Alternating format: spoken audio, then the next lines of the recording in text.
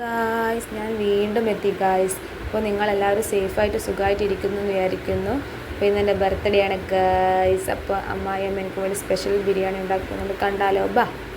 അപ്പോൾ ഇതാ ചിക്കനൊക്കെ കഴുകി വൃത്തിയാക്കി മസാലയൊക്കെ അടിപൊളിയാക്കി ഇട്ടിട്ട് ഇതാ സെറ്റാക്കുന്നുണ്ട്. പക്ഷേ ഇതിൻ്റെ ഡീറ്റെയിൽ ആയിട്ടുള്ള കാര്യങ്ങളൊന്നും ഞാൻ പറയുന്നില്ല, എങ്ങനെ ഉണ്ടാക്കേണ്ടതെന്ന് നിങ്ങൾക്കെല്ലാവർക്കും അറിയാമെന്ന് വിചാരിക്കുന്നു.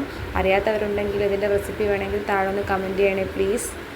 അപ്പോൾ ഞാൻ ഇടുന്നതായിരിക്കും അതിൻ്റെ വീഡിയോ. ഇതാ എൻ്റെ ഓൺ സാലഡിന് വേണ്ട കാര്യങ്ങളൊക്കെ സെറ്റാക്കുന്നുണ്ട്. വേണ്ട ഉള്ളിയൊക്കെ വെറുതെ സെറ്റാക്കുകയാണ്. അപ്പോൾ അമ്മ ഇതാ ബിരിയാണിക്ക് വേണ്ട കാര്യങ്ങളൊക്കെ ഇവിടെ അടിപൊളിയാക്കുന്നുണ്ട്. നെയ്യൊക്കെ വെച്ച് സെറ്റാക്കുന്നുണ്ട്. മുന്തിരിയൊക്കെ ഇതാ വാട്ടി ഇടുന്നുണ്ട്. അപ്പോൾ ഓരോ ഘട്ടങ്ങളാക്കിയിട്ട് ഇതാ നടന്നു കൊണ്ടിരിക്കുന്നുണ്ട്. അപ്പോൾ ഇതാ ഓരോന്നോരോന്നായിട്ട് ചെയ്തുകൊണ്ടിരിക്കുകയാണ്. അമ്മ പണ്ടേ ഫുഡ് ഉണ്ടാക്കാൻ പൊളിയാണ്. അപ്പോൾ ഇത് നല്ലൊരു വൈബാണ്. അപ്പോൾ ഇതാ എല്ലാം സെറ്റാക്കുന്നുണ്ട് ഓരോന്നായിട്ട്. അപ്പോൾ അതിൻ്റെ അപ്പുറത്തുനിന്ന് ഞാൻ ചിക്കൻ പൊരിക്കുന്നുണ്ട് മസാലയ്ക്ക് വേണ്ടിയിട്ട്. എൻ്റെ ഒരു കൈ പതിയണല്ലോ എന്ന് വിചാരിച്ചിട്ട് ഒരു ഷോക്ക് വേണ്ടി ഇതാ ഞാൻ രണ്ടും ചിക്കനൊക്കെ ഇട്ട് വറുത്ത് കോരുന്നുണ്ട്.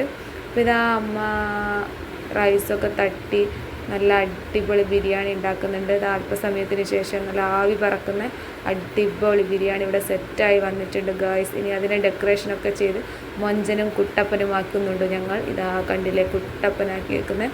ഇനി അടുത്ത മസാലേൻ്റെ പ്രിപ്പറേഷനാണ്. ഏട്ടനും വന്നപ്പോൾ ഏച്ചി പറഞ്ഞു ഞാനാക്കാമെന്ന്. അപ്പോൾ ഞാൻ പറഞ്ഞു ആയിക്കോട്ടെ എന്ന് പറഞ്ഞു. അങ്ങനെ ഏച്ചിയാണ് ഞാൻ വീഡിയോ എടുക്കുന്നുണ്ട് പറഞ്ഞപ്പോൾ മുപ്പത്തിക്ക് ഭയങ്കര ഇൻട്രസ്റ്റ് ആയി.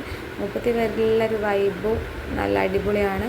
അപ്പോൾ അതുകൊണ്ട് ഇതാ മുപ്പത്തി മസാലയൊക്കെ സെറ്റാക്കുന്നുണ്ട്. മുപ്പത്തിൻ്റെ ഫുഡൊക്കെ അടിപൊളിയാണ്, അതുകൊണ്ട് തന്നെ ഇതും അടിപൊളിയായിരിക്കും വിചാരിക്കുന്നത്. അപ്പോൾ തക്കാളിയൊക്കെ ഇട്ട് മസാലയൊക്കെ സെറ്റാക്കി അടിപൊളിയായിട്ട് വന്നിട്ടുണ്ട്. അങ്ങനെ എല്ലാം സെറ്റാക്കിയിട്ട് എല്ലാം പാത്രത്തിലേക്ക് തട്ടാനാണ് ഉള്ളൂ.